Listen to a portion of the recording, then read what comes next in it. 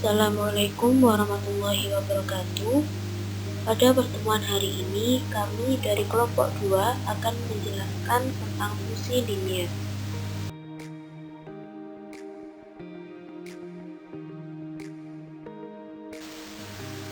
Fungsi adalah hubungan antara variabel bebas dan variabel terikat. Variabel bebas dilambangkan dengan X dan variabel terikat dilambangkan dengan Y. Biasanya, fungsi ditulis dalam bentuk Y sama dengan fx. Artinya, Y adalah fungsi dari X, di mana hasil dari Y akan dipengaruhi oleh hasil X. Fungsi hanya memiliki satu variabel bebas dan mempengaruhi satu variabel terikat. Fungsi satu variabel bebas dibagi menjadi beberapa jenis, yaitu polinom, eksponen, dan logaritma. Kemudian bentuk umum dari fungsi polinom adalah Y sama dengan A0 plus A1X plus A2 X pangkat 2 dan seterusnya sampai dengan AN X pangkat N. Fungsi ini hanya memiliki satu variabel bebas dan satu variabel terikat. Jika fungsi polinom ini disubstitusikan N sama dengan 1, maka ini akan menjadi Y sama dengan A0 plus A1 X pangkat 1. Dan ini dinamakan fungsi linier dalam bentuk eksplisit. Ini bentuk umum fungsi linier. Jadi dapat dikatakan fungsi linier adalah fungsi polinom dengan variabel bebasnya atau X-nya memiliki pangkat paling besar yaitu 1. Bentuk umum dari fungsi linier ini ada dua, yaitu fungsi linier eksplisit dan fungsi linier implisit. Fungsi linier eksplisit ini biasa ditulis dalam bentuk Y sama dengan A0 plus A1 X pangkat 1. Contohnya, Y sama dengan 3 plus 2X dan Y sama dengan 7X. Keduanya ini termasuk fungsi linier karena X paling besar berpangkat 1. Kemudian selanjutnya adalah fungsi linier implisit. Fungsi linier implisit ini ditulis dalam bentuk AX plus BY plus C sama dengan 0. Contohnya, kita ambil dari fungsi linier eksplisit, yaitu Y sama dengan 3 plus 2X. Dari fungsi linier eksplisit ini harus dirubah terlebih dahulu ke fungsi linier implisit, yaitu dengan cara dipindah ruas. Setelah dipindah ruas, maka akan menjadi min 2X plus Y min 3 sama dengan 0. Jadi fungsi implisit ini mempunyai nilai A yaitu min 2, nilai B yaitu 1, dan nilai C yaitu min 3. Kemudian untuk mempermudah menentukannya, jika berbentuk Y sama dengan, maka itu dinamakan fungsi eksplisit. Selanjutnya adalah kemiringan atau gradien. Kemiringan atau gradien ini dilambangkan dengan M. Suatu fungsi linier jika digambarkan di bidang kartesius maka akan membentuk suatu garis lurus. Arah suatu garis lurus itu dapat dinyatakan oleh kemiringan yang merupakan sudut antara garis tersebut dengan sumbu X. M adalah nilai koefisien dari A1 apabila dilihat dari fungsi linier dengan fungsi eksplisit. Jika fungsi eksplisit Y sama dengan A0 plus A1X, maka nilai kemiringannya terletak pada koefisien A1. Nilai kemiringan ini dapat mengukur perubahan nilai variabel terikat sebagai akibat dari perubahan variabel bebas sebesar 1 unit. Contoh dari kemiringan ini, jika kemiringannya negatif yaitu Y sama dengan 20 min 2X. 20 ini adalah A0 dan min 2 adalah A1.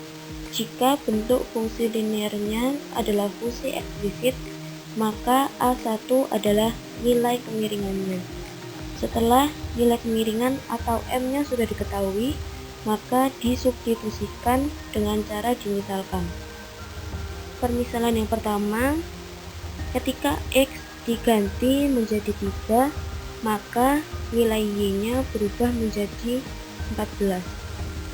Kemudian ketika permisalan yang kedua, ketika X-nya diganti menjadi 4, maka nilai Y-nya berubah menjadi 12.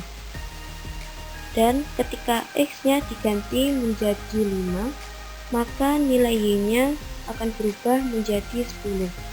Artinya, ketika X dinaikkan sebanyak 1 dari 3 ke 4, ternyata Y-nya dari 14 ke 12 turun atau berkurang 2. Makna dari nilai kemiringan, ketika variabel bebas dinaikkan sebesar 1 unit, maka variabel terikat akan terjadi penurunan sebesar 2 unit. Jadi, jika kemiringannya negatif, itu artinya berlawanan. Jadi, saat X-nya naik, maka Y akan turun. Dan turunnya sebesar kemiringannya yaitu min 2. Contoh yang selanjutnya adalah jika kemiringan positif, yaitu Y sama dengan 20 plus 2X. 20 adalah A0 dan 2 adalah A1. A1 sama dengan M. M adalah gradien, jadi gradiennya 2. Kemudian ketika X-nya diganti dengan 3, maka Y-nya akan berubah menjadi 26. Kemudian ketika X-nya 4, maka Y-nya akan berubah menjadi 28.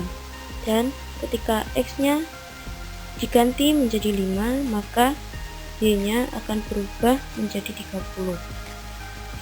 Artinya, setiap X naik 1 unit, maka Y-nya akan naik sebesar 2 unit. Maknanya, jika kemiringan positif, maka variabel bebas dan variabel terikat akan naik. Jika X-nya turun, maka Y-nya juga akan turun. Selanjutnya, kemiringan dibagi menjadi 4 macam. Yang pertama, M positif. Jika nilai X naik, maka nilai Y juga akan naik. Sebaliknya, jika nilai X turun, maka nilai Y juga akan turun. Yang kedua adalah M negatif. Ketika X naik, maka nilai Y akan turun. Sebaliknya, jika nilai X turun, maka nilai Y akan naik. Yang ketiga, M sama dengan 0.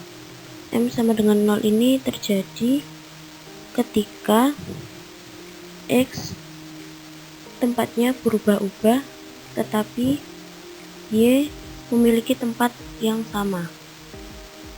Dan yang keempat, M tak tentu. M tak tentu ini terjadi ketika X-nya berada di tempat yang sama, tetapi Y-nya memiliki tempat yang berubah-ubah. Selanjutnya adalah menentukan nilai M. Yang pertama, menggunakan fungsi eksplisit. Jika menggunakan fungsi eksplisit ini, maka sudah diketahui M-nya adalah A1. Kemudian yang kedua, menggunakan fungsi implisit, bisa dilihat dari contohnya. Dan selanjutnya, yang ketiga, jika tidak diketahui persamaan garisnya dan yang diketahui hanya titiknya saja, maka menggunakan rumus M sama dengan Y2 min Y1 per X2 min X1. Selanjutnya adalah menentukan persamaan garis lurus. Yang pertama, menggunakan metode 2 titik. Rumusnya adalah Y min Y1 per Y2 min Y1 sama dengan X min X1 per X2 min X1. Agar lebih jelasnya bisa diperhatikan dari contoh soal berikut. Kemudian untuk menentukan persamaan garis lurus yang kedua adalah menggunakan metode satu titik dan satu kemiringan. Rumusnya adalah Y min Y1 sama dengan M dalam kurung X min X1. Bisa diperhatikan contoh soal untuk dipahami. Kemudian selanjutnya adalah hubungan dua garis lurus. Misalnya terdapat dua garis lurus. Garis yang pertama adalah Y1 sama dengan A0 plus A1X. Kemudian garis yang kedua adalah Y2 sama dengan B0 plus B1X. Yang pertama adalah berpotongan. Dua garis dikatakan berpotongan jika nilai A1 tidak sama dengan B1. Kemudian A0 tidak sama dengan B0. Jadi, ketika konstanta berbeda dan koefisien X berbeda, maka saat digambar akan berpotongan. Kemudian selanjutnya adalah sejajar. Dua garis jika digambarkan sejajar, jika memenuhi kaidah yang pertama adalah A1 sama dengan B1. Dengan kata lain, dua garis yang memiliki gradien yang sama itu berarti sejajar. Tetapi, A0 tidak sama dengan B0. Jadi syarat agar garis sejajar adalah M-nya sama. Kemudian yang C adalah berhimpit. Dikatakan berhimpit jika nilai A1 sama dengan B1 dan A0 sama dengan B0. Artinya, kedua garis memiliki gradien dan konstanta yang sama. Yang terakhir adalah berpotongan tegak lurus. Akan terjadi jika kedua gradien dikalikan dan hasilnya min 1, kemudian A0 tidak sama dengan B0. Kemudian yang terakhir adalah sistem persamaan linear dua variabel. Sistem persamaan linear dua variabel ini memiliki tiga keadaan. Yang pertama, memiliki penyelesaian, yang kedua tidak memiliki penyelesaian, dan yang ketiga penyelesaian tak terbatas. Namun pada pembahasan kali ini kita akan fokus untuk memiliki penyelesaian. Jadi, dua garis lurus yang memiliki penyelesaian itu memiliki satu titik potong atau biasa disebut dengan HP.